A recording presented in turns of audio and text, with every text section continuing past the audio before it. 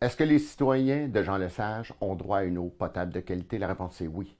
Et on doit s'assurer que cette eau soit exempte de toute bactérie, de tout contaminant. C'est un enjeu de santé publique important. Il y a une époque où la rivière Saint-Charles était un dépotoir à ciel ouvert. On ne veut pas retourner à ça. Au Parti libéral du Québec, on s'est engagé à assainir les lacs et les rivières de toutes les espèces envahissantes et contaminantes.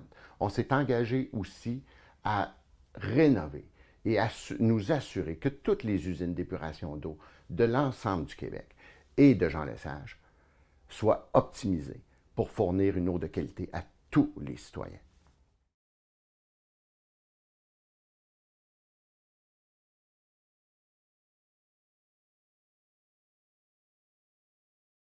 Le lac Saint-Charles, c'est une grande richesse pour notre région.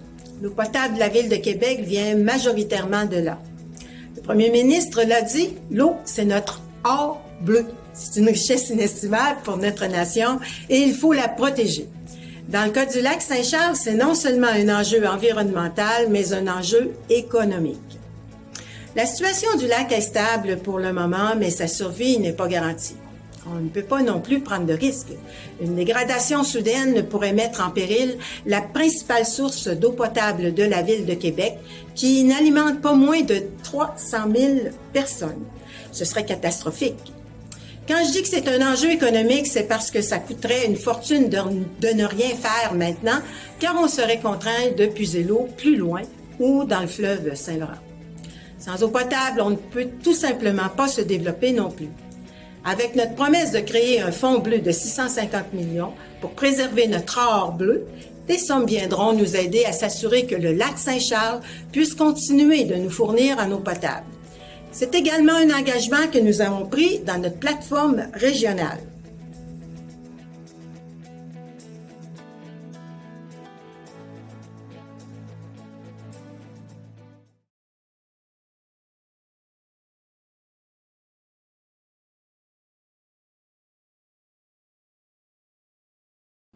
Concernant la gestion de l'eau potable, évidemment, je me désole de l'étalement urbain, notamment celui au pourtour du lac Saint-Charles.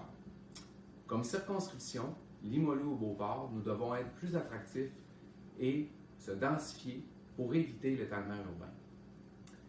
S'il y a quelque chose à laquelle je souhaite m'attaquer dans ce dossier, c'est le gaspillage de l'eau potable.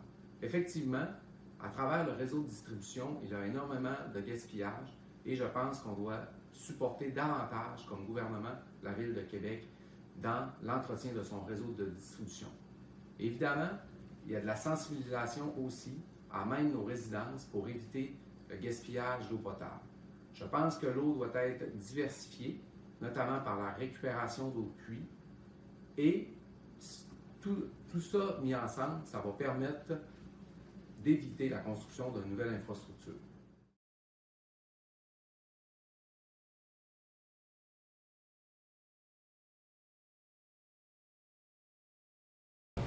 La Saint-Charles, le réservoir d'eau potable, le lac Saint-Charles pour la Ville de Québec est en danger et c'est très problématique. Je pourrais vous parler de plein de solutions techniques qui pourraient réduire les impacts du ruissellement. Je pourrais parler de bassins de rétention, de filtration en amont des eaux de ruissellement, mais globalement, le problème fondamental, c'est l'étalement urbain puis notre développement urbain qui était très problématique. Les gouvernements des dernières décennies ont laissé complètement ça aller. Le gouvernement actuel n'a même pas ça sur son radar, là. Puis les villes n'ont pas nécessairement tous les pouvoirs pour bloquer le problème à sa source. Il faut réformer la fiscalité municipale pour qu'elle ne dépende pas uniquement de l'impôt foncier. Parce que quand les revenus des villes dépendent de l'impôt foncier, ça fait que ça les encourage à se développer toujours plus. Puis dans le cas de l'agglomération de Québec, là, bien, ça met en péril la qualité de l'eau qu'on boit et c'est extrêmement problématique. Donc, il faut limiter l'étalement urbain, favoriser la densification douce des villes, puis réformer la fiscalité municipale pour que les villes puissent se trouver des revenus autrement qu'en faisant de l'étalement urbain. C'est le fond du problème.